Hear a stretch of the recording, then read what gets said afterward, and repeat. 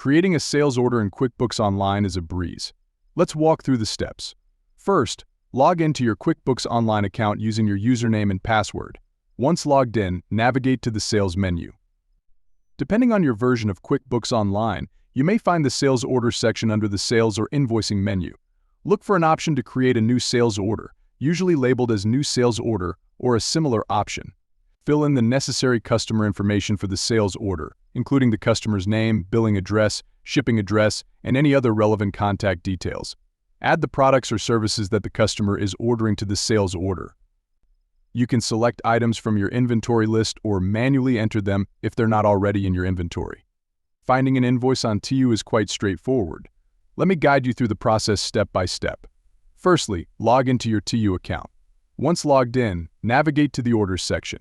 You can find this by hovering over your account icon and selecting Orders from the drop-down menu. Here, you'll see a list of your orders.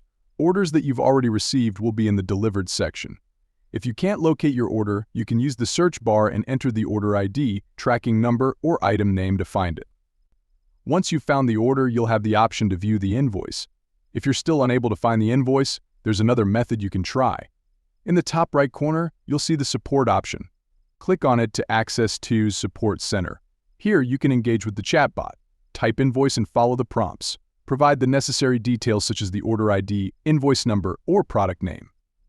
The chatbot will then promptly send you the invoice. It's that simple. I hope you found this guide helpful.